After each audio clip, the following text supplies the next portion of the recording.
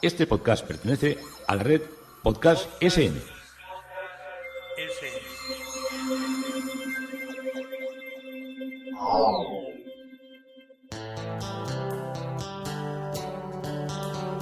Historia con sentido.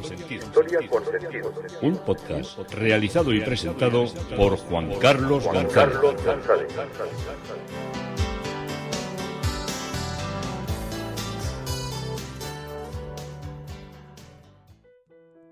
Un saludo a cuantas personas se acercan a través de las redes sociales, de Facebook, de Twitter, de mi página web Historia con Sentido.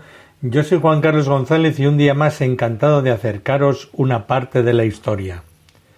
El título del podcast de hoy es Tras la conquista de Menorca. Seguimos en este recorrido que iniciamos en Gibraltar, intentando comprender toda la realidad histórica y todos los acontecimientos que se desarrollaron en un primer momento y que hacen que al final, todavía hoy, Gibraltar siga siendo británico, o al menos gibraltareño.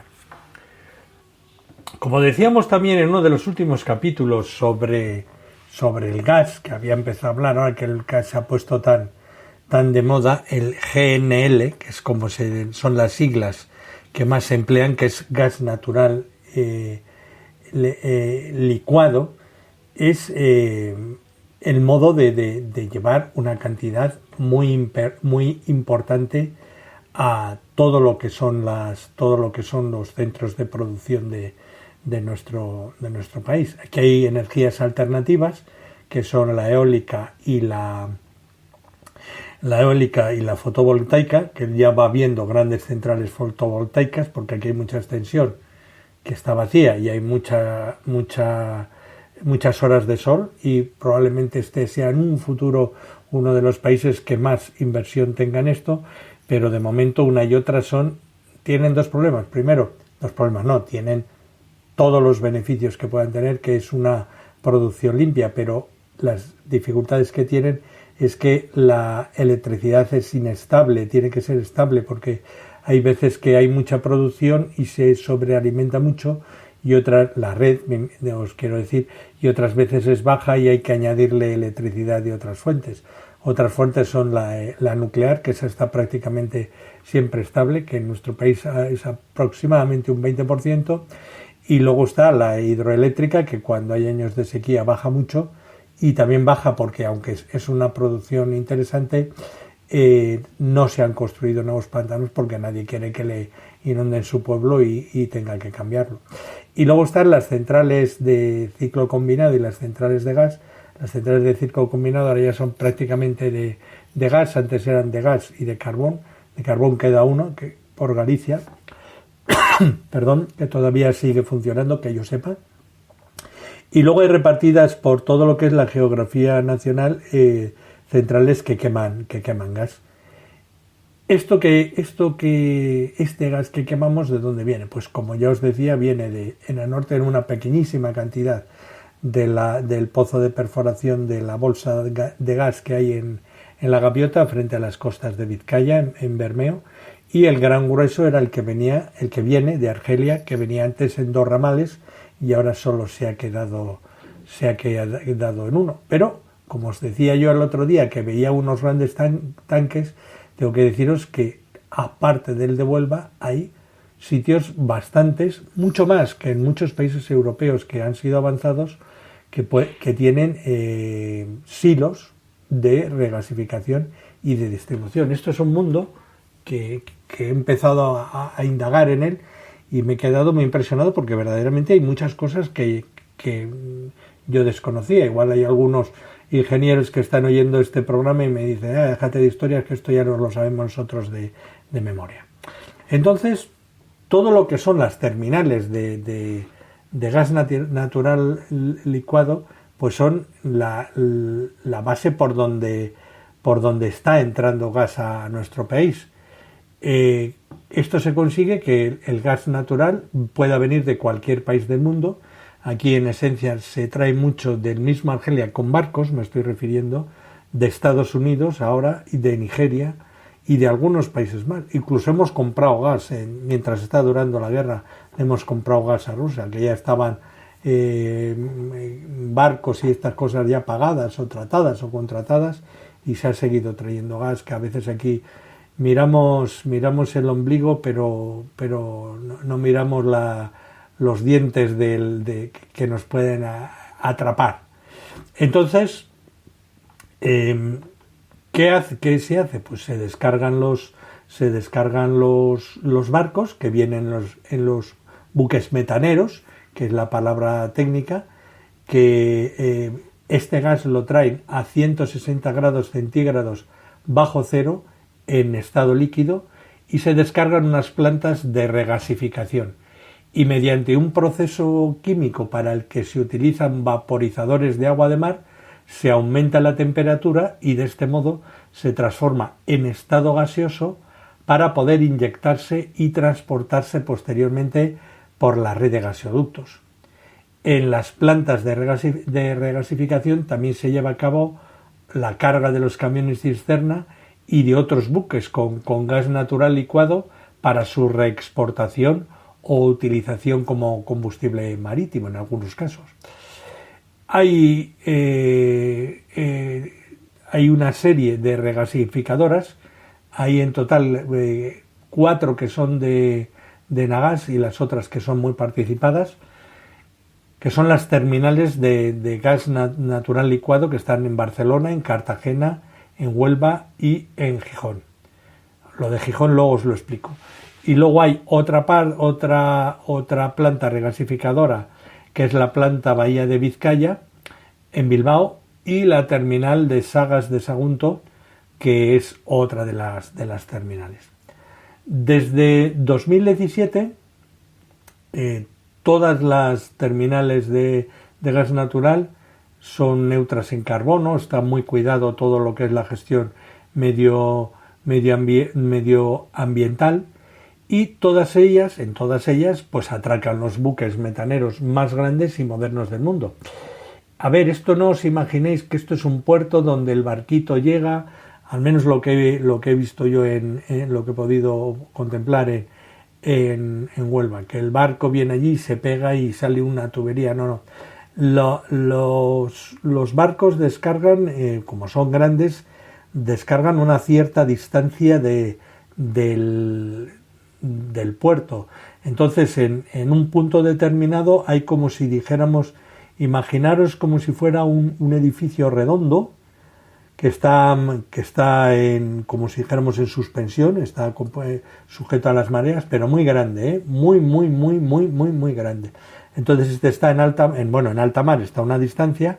El buque metanero por seguridad atraca a una distancia más alejada del puerto y de esa especie de boya, y los prácticos del puerto y los empleados de la empresa gasística ponen un tubo que llega hasta esa boca, de esa boca redonda, enchufan el barco y luego por una serie de bombeos llevan el gas líquido a lo que es lo que son esos grandes tanques de los que os contaba. Luego lo regasifican, lo hacen gas y ya lo meten en circulación por todo lo que es la red de las cuales os voy a hablar a continuación.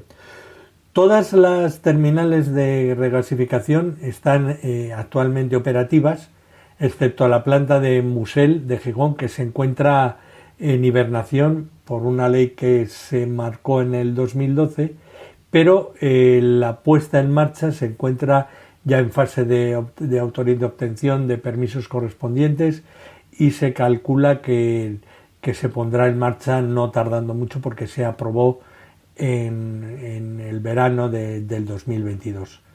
Luego también la empresa Nagas, aparte de ser la mayoritaria en nuestro país, participa en refinerías, en regasificadoras de Italia, también tiene parte en Grecia, tiene también en México, en fin, que tiene una serie de diversificaciones diversas. Os hablo, no estoy haciendo propaganda ni me van a patrocinar el podcast, sino porque es el la empresa que está más consolidada. Cuando vamos por distintos puntos del país vemos unos postes amarillos que tienen unas rayas azules que ponen a gas y es el punto por donde está pasando por debajo el gasoducto. La red de gasoductos está integrada por más de 11.000 kilómetros que aseguran todo lo que es el correcto transporte y el suministro de gas natural. Existen 16 gasoductos compuestos de un total de 103 tramos que son los que comunican el país.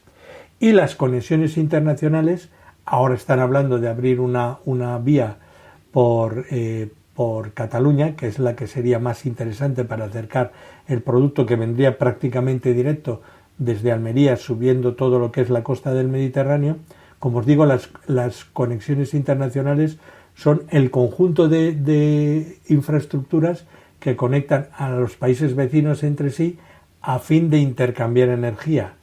Hay 6 puntos de conexión internacional, 2 con África, 2 con Portugal y 2 con Francia. Eso es desde donde pasamos el gas. Y la labor hay unas estaciones de comprensión y la labor de estas infraestructuras es fundamental para asegurar la correcta circulación del gas natural por los gasoductos. Y esas 19 estaciones de comprensión se impulsa el gas a la presión y al caudal necesitados para que lleguen a su destino adecuadamente. Luego hay unos centros de transporte que son la pieza clave en el sistema gasístico. Hay 45 y ahí están coordinadas lo que son las actividades de mantenimiento, la operatividad y el control y las presiones que tienen que tener esos centros. Son como unas casetas de ladrillo que ponen a gas y que a veces se ven desde la carretera. Y existen 3 tipos de conexión a la red troncal, que son a través de gasoductos, a través de redes de distribución y a través de redes directas. Hay también estaciones de regulación y medida, que son esas casetas que os digo yo, de ladrillo caravista con todo el tejado y las puertas y todo de color azul. Y estas estaciones de regularización están ubicadas en las conexiones de la red troncal de los gasoductos con otros operadores o consumidores finales.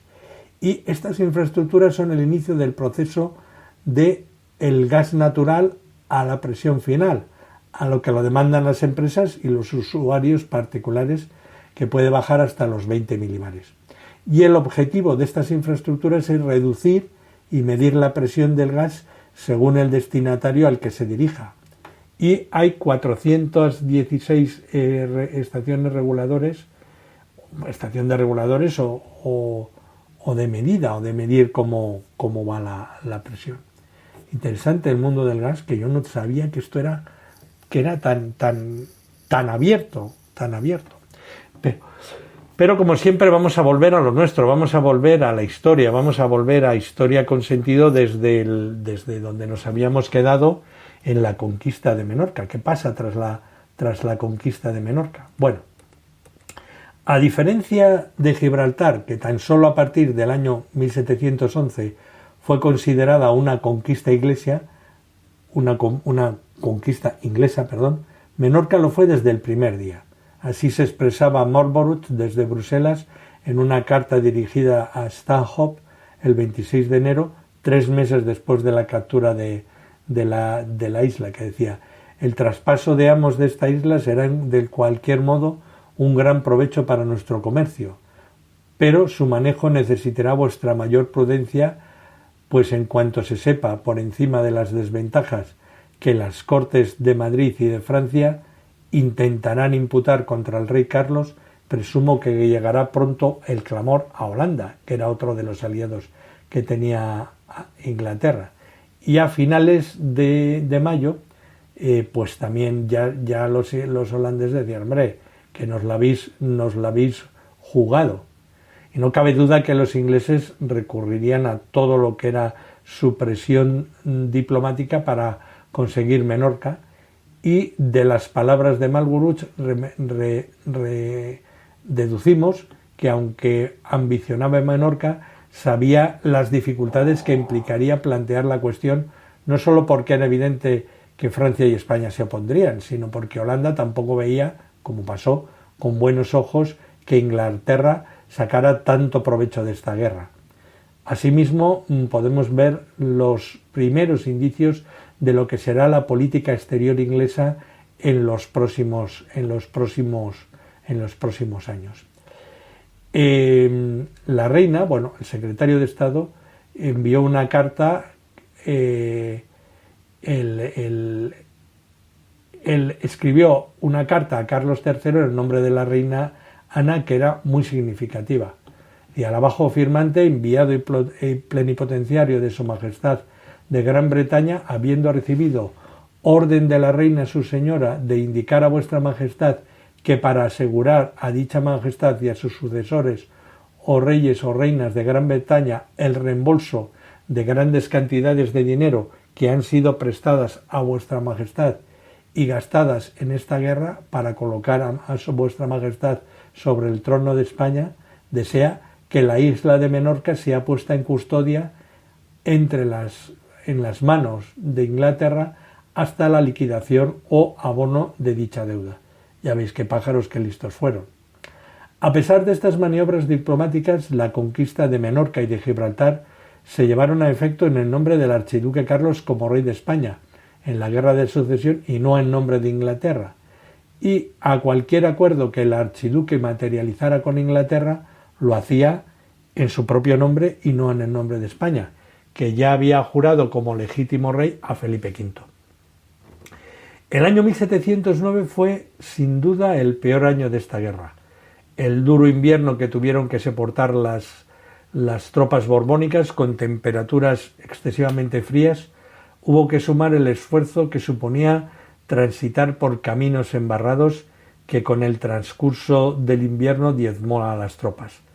También las heladas y el deshielo acabaron con las cosechas que habían de servir para avituallar a los soldados y con las que Francia paliaría la crisis económica que sufría por las grandes inversiones realizadas en la guerra.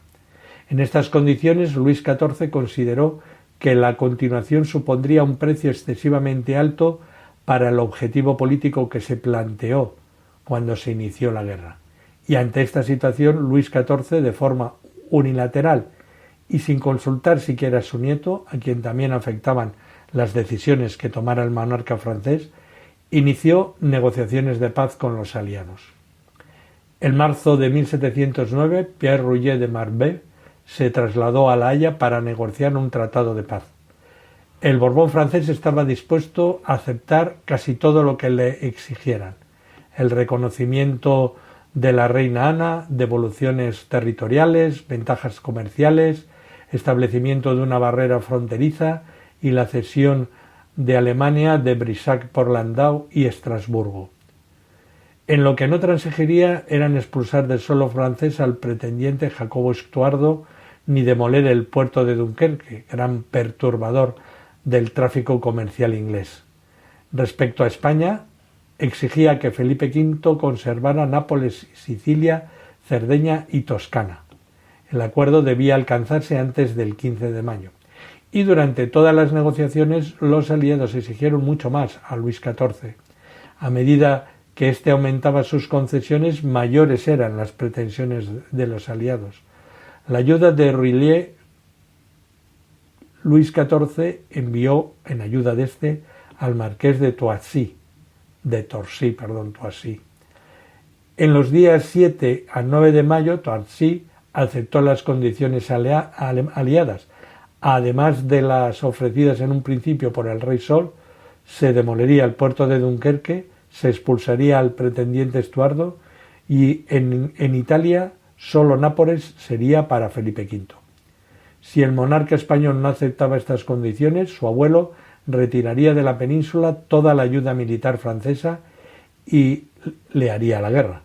Sin embargo, a pesar de estas concesiones, el representante holandés Buys exigió a última hora la renuncia por escrito del rey Felipe a la corona de España y las Indias, con lo que al acabar la guerra el rey español solo sería rey de Nápoles. Llegados a este punto, las negociaciones fracasaron nuevamente por la intransigencia de los aliados. Luis XIV, por cuya ambición Europa se vio inmersa en esta guerra, estaba dispuesto a casi todo, pero no a sacrificar el trono español de su nieto. Cuando Felipe V conoció los planes fallidos del rey Sol, montó en cólera. Su abuelo había estado negociando con los dominios españoles sin consultarle.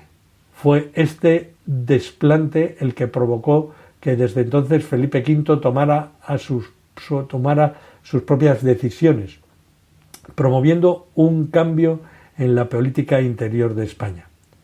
El rey español deseaba la paz tanto como el francés, pero no a costa de su imperio, y no iba a permitir que la ambición francesa acabara con él. En 1709 fue el año en que la política española dejó de dictarse desde París. Por primera vez, Felipe V se sentía rey de los españoles y asumía la responsabilidad para con ellos. Por lo que era más importante, por primera vez, los castellanos vieron que Felipe V era su verdadero rey. La simbiosis entre rey y pueblo se había completado. Felipe V era ya sin duda su rey. Aquellos que habían llegado a creer que España se convertiría en un virreinato francés comprendieron que apoyar a Felipe V era oponerse a Versalles, y la francofobia se apoderó de la corte de Madrid. En este año de 1709 se produjo un nuevo intento de recuperar Gibraltar. El plan establecido fue similar al de 1704. Unos 2.000 hombres se situarían en lo alto del monte y desde allí se iniciaría el ataque al resto de la ciudad. Sin embargo, no pasó de ser un proyecto. Es posible que las pésimas condiciones de los ejércitos españoles impidieran ponerlo en práctica. Igualmente, se conoce otro intento de recuperar la plaza un año después. El comandante de campo don Martín de Valdespino, capitán de caballería, tuvo tratada la entrega de la plaza con algunos españoles que en ella habitaban, o sea, haciendo una traición, por lo que marcharon diferentes piquetes a Cádiz, pero descubierta la intriga por el gobernador, pues abortaron todo lo que era eso de abrir las puertas para que entraran los españoles y castigaron a los cómplices. Y ya no se conocerán más intentos de recuperar Gibraltar hasta después de la guerra. En el año 1710 fue un año nuevamente difícil para la causa de Felipe V. Las tropas de Carlos III lograron llegar a Madrid y a tomarla nuevamente para el archiduque, quien entró victorioso el 28 de septiembre. Luis XIV reconoció su error al haber abandonado a su nieto. Una paz honrosa no sería posible mientras no estuviese en buenas condiciones para negociar, y éstas sólo se conseguirían ganando en el campo de batalla. Ya veis qué lío se armó aquí en esos años. El duque de Vendôme fue enviado para auxiliar a los ejércitos de Felipe V. Las tropas borbónicas obligaron al rey Carlos III a salir de Madrid y a dirigirse a su reducto catalán. Y a finales de año, Felipe V estaba nuevamente en la corte. El mes de diciembre fue decisivo para el transcurso de la guerra. Las batallas de Berihuega y de Villaviciosa, en las que los ejércitos aliados fueron derrotados, supusieron el inicio del fin de la guerra. Tan solo Cataluña continuaría con su apoyo al candidato a Habsburgo, pero las victorias militares no fueron lo único relevante en 1710. Si en el comienzo de la guerra los partidos políticos ingleses habían tenido mucho que ver con la decisión tomada por la reina Ana, también lo tendría en su final. Los Tories nunca habían sido partidarios de la guerra continental. Para esto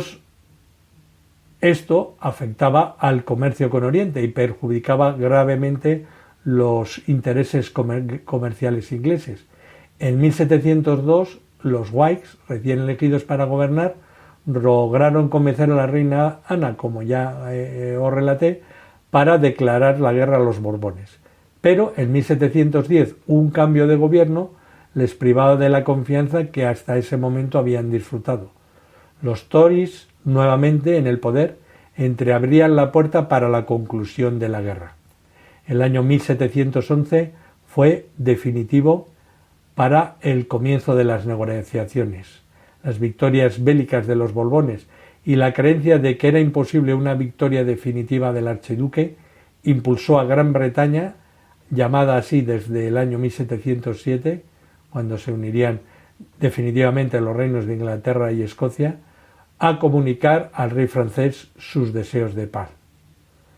François Gaultier, agente secreto francés, pero muy bien relacionado con algunos miembros de la corte de Londres, especialmente con Edward Villiers, duque de Jersey, que auspició los primeros contactos anglo-franceses, fue enviado a París con la oferta de paz de la reina Ana. Sus idas y venidas de Londres a París finalmente dieron un resultado positivo, y el 22 de abril Luis XIV hizo llegar a Gran Bretaña las primeras ofertas. El rey español ofrece negociar la paz en base a las siguientes cuestiones. Primeramente, se darán a los ingleses garantías reales para que el ejercicio de su comercio en España, las Indias y los puertos del Mediterráneo. Las palabras garantías reales significaban, según el uso normal de la época, algo más que el mero compromiso del rey. Significaban un compromiso de transferencia de una propiedad o de un territorio. Interpretado así por Gran Bretaña y al no quedar especificado qué territorio mediterráneo se cedería, Gaultier adelantó a la reina Ana que aceptaría La Coruña en el océano, Gibraltar en el estrecho y el puerto de Mahón en el Mediterráneo. No se trata, añadía, de exigir todos ellos, sino uno solo y en las Indias cosa parecida. Ya veis que estos iban con exigencias altas, ¿Había consentido Felipe V que se pudiera trasvasar un territorio, como aseguraban los franceses, para que llegara la paz, sin contar con Felipe V? Bueno, si bien es cierto que el monarca había sido informado de que se considerara una posesión británica desde su conquista, ya hemos visto que no ocurrió lo mismo con Gibraltar, lo que lleva a pensar que en estos devaneos franco-británicos es donde los ingleses percibieron la posibilidad de quedarse no solo con Menorca, sino también con Gibraltar, a pesar de que en un principio la reina británica se conformaría con una de las dos. A tenor de las cartas entre Luis XIV y Vendôme, sí parece que Felipe V consentiría en dar esas garantías reales. Paralelamente a las primeras iniciativas de paz, Luis XIV había enviado órdenes a Vendôme, al su ministro negociador, para que, por aquella época en Zaragoza, en la corte de Felipe V, para que convenciera al rey de que esta era la única manera de contribuir a la paz general. En carta del 23 de febrero, el secretario Torcy instruía a Vendôme sobre los argumentos que debía utilizar para convencer a su nieto. Estoy persuadido, le dijo, de que el puerto de Mahón y Gibraltar no podrán ser fácilmente arrancados de las manos a los británicos. Bien estaría que el rey de España examinara pronto lo que estime necesario para facilitar la paz que le será siempre gloriosa por cuanto preservará a su país, a su reino y librará a Francia de una guerra costosa. Es decir, si Gibraltar y Mahón no iban a poder ser recuperadas por las armas y puesto que ya estaban en posesión de Gran Bretaña, el reino habría mejor en cedérselas definitivamente en pro de una paz general que vendría muy bien al reino de España y mejor aún a Francia. Mientras en París se iniciaban estas aproximaciones, sin que los monarcas sospecharan ni siquiera que se habían iniciado, Vendôme, en España, muy hábilmente cumpliendo órdenes, intentaba convencer al rey de la cesión de Gibraltar y de Mahón, que era una insignificancia en relación a que los británicos estaban dispuestos a dar con el reconocimiento de Felipe y como rey de España y de las Indias. Y poco después Vendôme escribía a Torcy asegurando que el rey de España no se opondría a la cesión de Gibraltar y de Mahón.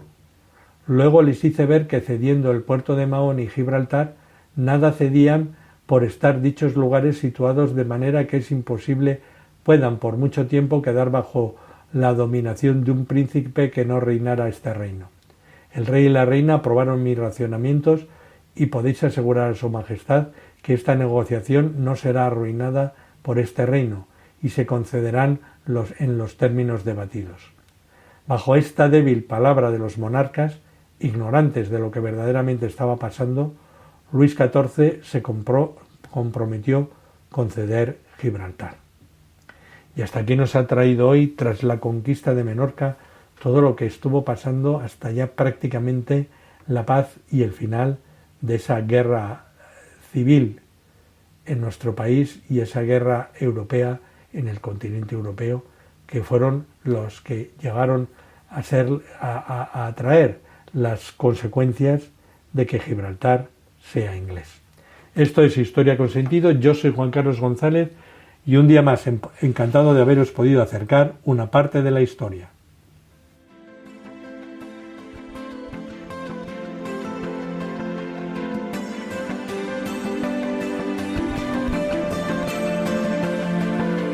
Hasta aquí un episodio más de Historia con Sentido.